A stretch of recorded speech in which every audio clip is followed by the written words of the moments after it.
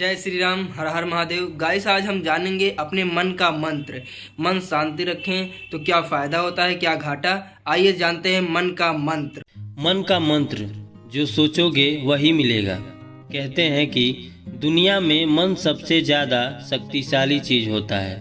अगर किसी चीज़ को तुम पूरे मन से चाह लो तो तुम उसे हासिल कर सकते हो। ये मैं नहीं कहता, ये सभी महापुरुषों का कहना है। लेकिन अगर यह सत्य है तो हम जो अपने मन से चाहते हैं वह हमें हासिल क्यों नहीं होता है। भाई, कोई भी इंसान अपने मन में दुख नहीं चाहेगा, लेकिन वो रहता तो दुखी ही है। हर इंसान अपने मन से तो कामयाब होना चाहता है, खूब पैसा कमाना चाहता है, लेकिन फिर भी वह कामयाब नहीं होता। भला ऐसा दुनिया में कौन इंसान होगा जो अपने मन में यह चाहेगा कि मैं नाकामयाब रहूं या फिर पैसा ना कमाऊं। और रही सोचने की बात, तो इसमें दो चीज़ निकल कर सामने आती है। या तो वह महापुरुष गलत थे जिन्होंने यह बात बोली कि सच्चे मन से चाही हुई चीज़ हासिल हो जाती है, या फिर हम गलत हैं। तो दोस्तों, आज की इस वीडियो में मैं जो स्टोरी सुनाने वाला हूँ उसमें आपको एक ऐसा मंत्र मिलेगा जिससे आप यह समझ पाएंगे कि अपने मन से कोई भी चीज़ कैसे करवाई जाती है और अपने मन में किसी भी बात का बीज कैसे बोया जाता है। यह इस कहानी से आपको अच्छी तरह से समझ में आ जाएगा और इससे आप यह भी समझ पाएंगे कि आकर्षण का नियम, लॉ ऑफ अट्रैक्शन, कैसे काम कर सकता है। कहानी छोटी सी है लेकिन बहुत ही गहरी और इंटरेस्टिंग है। इस स्टोरी को पूरा लास्ट तक ज़रूर सुने तो ही आप अच्छे से इस कहानी का पूरा लाभ ले पाएंगे। तो चलिए कहानी शुरू करते हैं और समझते हैं कि मन का मंत्र कैसे काम करता है। एक बार की बात है, एक आदमी के जीवन में सिर्फ दुख ही दुख थे। वह जो भी काम करता उस बेचारे का वह काम पूरा ही नहीं होता। घर में आता तो घर में बराबर कलेश बना रहता। किसी से कोई मदद मांगता तो कोई उसकी मदद नहीं करता। ऐसा लगता था कि चारों तरफ से उसके ऊपर दुख का पहाड़ टूट पड़ा है। उसे समझ नहीं आ रहा था कि मैं इन दुखों से कैसे पार पाऊँ। वह दिन रात यही सोचता रहता कि अपने दुखों से छुटकारा कैसे पाना है। इसी कारण से वह रात में सो भी नहीं पाता था। उसकी आंखों के नीचे बड़े बड़े काले घेरे बन गए थे, जो इस बात के प्रतीक थे कि वह आदमी कितना दुखी और कितना ज़्यादा चिंतित है। कभी कभी तो उसके मन में आत्महत्या करने का भी ख्याल आता था, लेकिन अपने परिवार की चिंता करके वह यह कदम नहीं उठा पाता। वह इतना दुखी हो गया कि उसने निर्णय लिया कि वह इन दुखों से छुटकारा पाकर ही रहेगा। इसके लिए चाहे उसे कितनी ही मेहनत क्यों न करनी पड़े, कुछ भी करना पड़े, चाहे अंगारों पर चलना पड़े, लेकिन इन दुखों से छुटकारा हासिल करके रहेगा।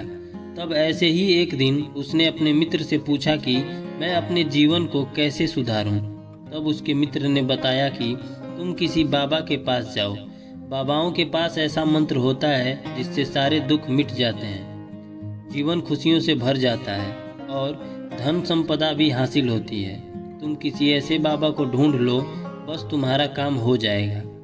उस आदमी के मन में यह बात पूरी तरह से पक्की बैठ गई कि कोई बाबा ही मेरा दुख दूर कर सकता है, और इसलिए उसे किसी बाबा के बारे में पता चलता तो वह उस बाबा के पास पहुंच जाता और उस बाबा को अपनी समस्या बताता और उससे उसका समाधान पूछता और कहता कि बाबा, मैं कुछ भी करने को तैयार हूँ, लेकिन मेरी इन समस्याओं से मुझे छुटकारा दिला दीजिए।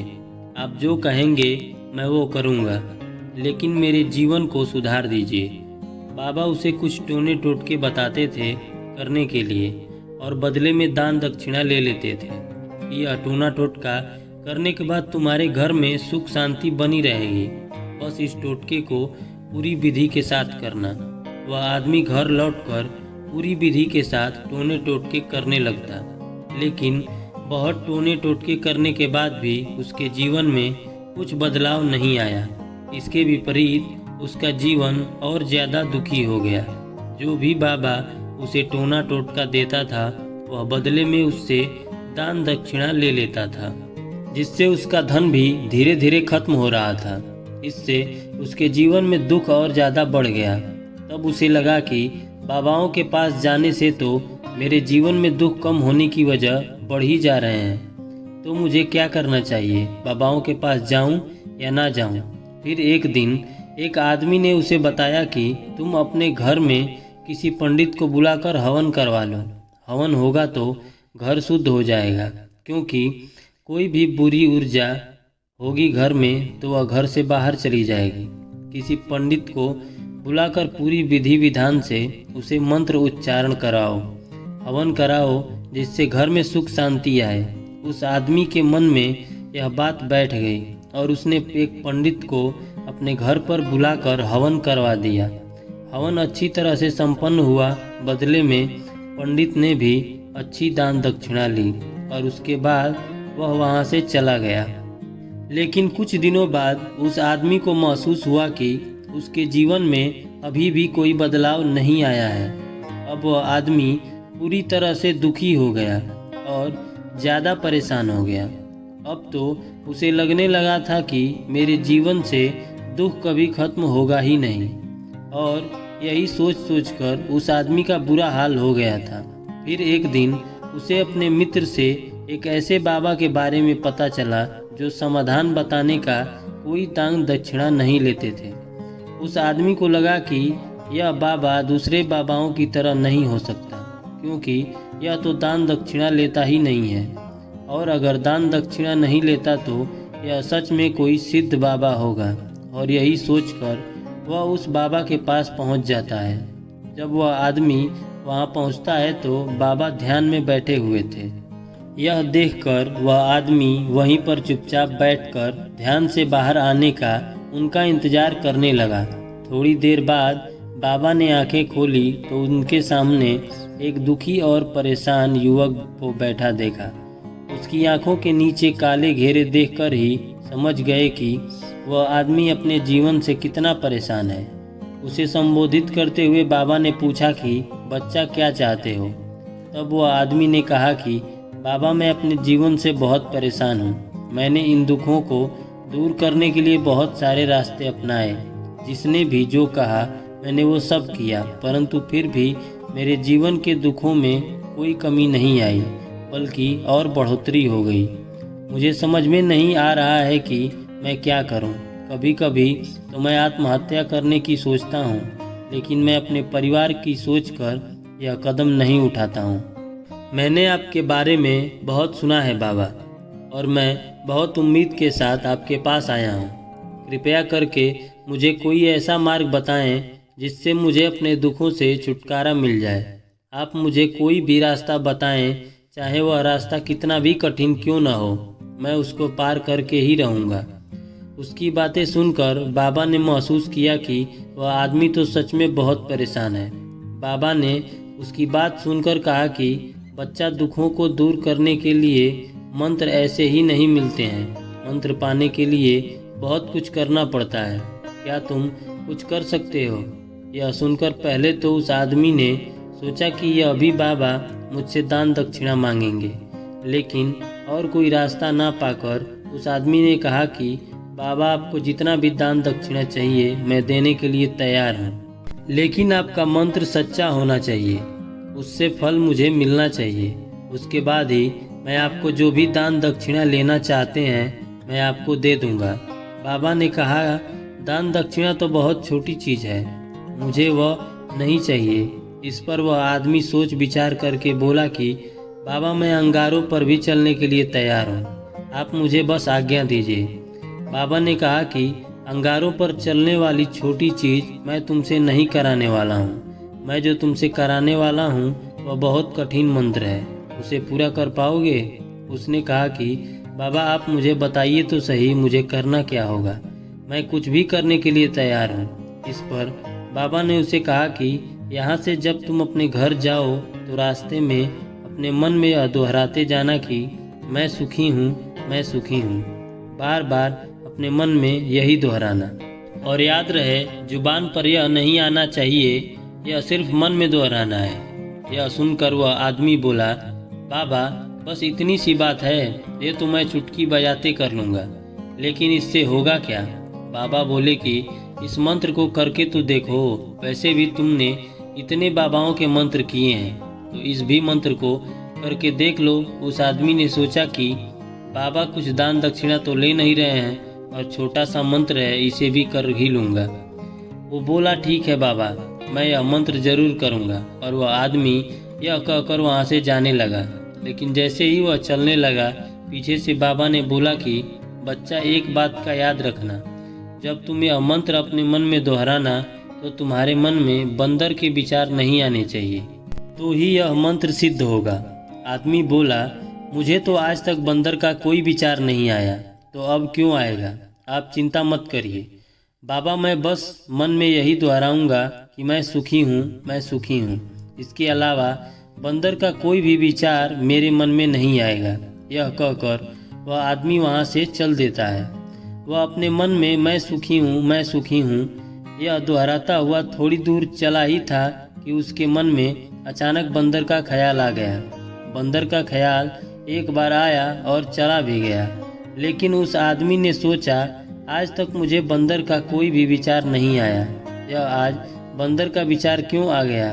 और ऐसे करके उसने उस बंदर के विचार को पकड़ लिया और यह भूल गया कि मुझे क्या मंत्र दोहराना है। और वह बंदर के बारे में सोचने लगा। जब थोड़ी देर बाद फिर उसे होश आया तो वह फिर से अपनी वही मंत्र दोहराने लगा जो बाबा ने उसे बताया था, मैं सुखी हूँ, मैं सुखी हूँ। लेकिन अचानक से उसे एक बंदर दिखाई दिया और यह देखकर फिर से उसके मन में बंदर का विचार उठ गया। और यह देखकर वह इस विचार को बाहर फेंकना चाहता था और वह चाहता था कि मेरे अंदर किसी तरह के बंदर का विचार न आए, लेकिन उसे तो सामने बंदर ही दिखाई दिया। ऐसे ही जद्दोजहद करते घर पहुंचा और घर पहुंचने के बाद अपनी पत्नी को कहा कि हे बंदरिया, मुझे खाना में बंदर परोस दो। और जब उसे एहसास हुआ कि उसने क्या बोल दिया तो वह अपने बाल नोचने लगा और दीवारों में सर मारने लगा कि आज तक मुझे बंदर का कोई भी विचार नहीं आया और आज मुझे यह क्या हो गया है कि हर जगह मुझे बंदर ही बंदर नजर आ रहे हैं, यह कैसी माया है। यही सोच सोच कर वह आदमी रात भर से सो नहीं पाया और सुबह उठकर सीधे उस बाबा के पास पहुंच गया और उनके चरणों में गिरकर कहा कि बाबा, पता नहीं क्या चमत्कार हो रहा है, आज तक मुझे बंदर का कोई विचार नहीं आया, लेकिन कल से जब से आपने मुझसे कहा है कि बंदर का विचार नहीं आना चाहिए, तब से मुझे हर जगह बंदर ही बंदर नजर आ रहे हैं। उस आदमी ने कहा कि बाबा, मुझे तो आपके पीछे पेड़ पर बैठा बंदर केला खाते हुए दिखाई दे रहा है। यह हो क्या रहा है बाबा? यह सुनकर बाबा हंसने लगे और बोले, बच्चा, मन का जाल एक ऐसा जाल है जिससे समझ पाना इतना आसान नहीं है। बंदर तो तुम्हारे रास्ते में पहले भी आते थे। जब तुम मेरे पास आए थे तो इन्हीं पेड़ों पर यह बंदर घूम रहे थे, लेकिन तब तुम्हारे ध्यान में यह बंदर नहीं थे, तब तुम्हारे ध्यान में सिर्फ दुख था। इसके बाद बाबा ने उसे बताया कि बच्चा, हम जिस चीज़ से दूर भागना चाहते हैं वही चीज़ हमारे मन के बहुत गहरे में प्रवेश हो जाती है और हमारे अंतर मन में समा जाती है। असल में हम जिस चीज़ से छुटकारा पाना चाहते हैं उससे छुटकारा इसलिए पाना चाहते हैं कि वह हमारे साथ बहुत गहरे से जुड़ी हुई है, और हम जितना ही उससे छुटकारा पाना चाहते हैं वह उतना ही गहरे हमारे मन में बैठती चली जाती है और आखिरकार हमारे अंतर मन में छा जाती है। ऊपर से तो हम चाहते हैं सुखी होना, लेकिन हमारे मन में दुख समाये होते हैं। हमारे विचारों में हमारे मन में दुख ही दुख दिखाई देते हैं। इसलिए अपनी जुबान से बार बार यह बोलने से कि मैं सुखी हूँ, मैं सुखी हूँ, हम सुखी नहीं होंगे जब तक यह मंत्र हमारे अंतर मन में प्रवेश नहीं होगा। इस पर उस आदमी ने पूछा कि बाबा, लेकिन यह मंत्र हमारे अंतर मन में प्रवेश कैसे होगा? यह सुनकर बाबा ने कहा कि बच्चा, अपने दुखों से लड़ना बंद कर दो। जब तक तुम अपने दुखों से दूर करने की सोचते रहोगे तब तक वह दुख तुमसे चिपका रहेगा और तुम्हारे अंतर मन पर अपना राज बनाए रहेगा। और जिस दिन तुम उन दुखों के बारे में सोचना ही छोड़ दोगे तो उसी दिन तुम्हारा दुख गायब हो जाएगा। इस कहानी का निष्कर्ष, हम अधिकतर समय दुखों के बारे में सोचते हैं। हम यही सोचते हैं कि हमारे जीवन में दुख है और हमें इससे छुटकारा पाना है। इसी वजह से हमें बार बार सोचने से वो दुख हमारे अंतर मन में प्रविष्ट हो जाता है और हमें एहसास भी नहीं होता। इसलिए अगर तुम दुखों से छुटकारा पाना चाहते हो तो दुखों से छुटकारा पाने के बारे में सोचना छोड़ दो। तुम्हें दुखों से छुटकारा मिल जाएगा। अक्सर आदमी धूम्रपान छोड़ना चाहता है, शराब छोड़ना चाहता है और सुबह अपने आप से वादा करता है कि मैं कोई भी गलत काम नहीं करूँगा, लेकिन शाम को जब लौटता है तो नशे में चूर होकर लौटता है। ऐसा क्यों होता है? जो हम सोच रहे हैं वो पूरा नहीं कर पा रहे हैं। असल में हम उस चीज़ को बहुत ज़्यादा अहमियत दे रहे होते हैं, क्योंकि जब भी हम उस चीज़ को छोड़ने के बारे में सोचते हैं तो हम उसकी इम्पोर्टेंस यानी विशेषता को और ज़्यादा बढ़ा देते हैं। हमारा मन उस चीज़ के बारे में जितना ज़्यादा सोचेगा, हमारा मन उतना ही उस चीज़ के पीछे भागेगा। हमें उस चीज़ से लड़ना नहीं है, बल्कि बिना सोचे गुजर जाना है।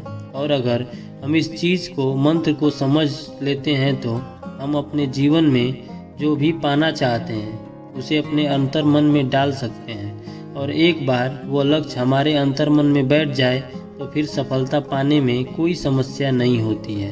तो दोस्तों, ये कहानी आपको कैसी लगी और इस कहानी से आपको क्या सीखने को मिला, ये हमें नीचे कमेंट बॉक्स में कमेंट करके ज़रूर बताएं।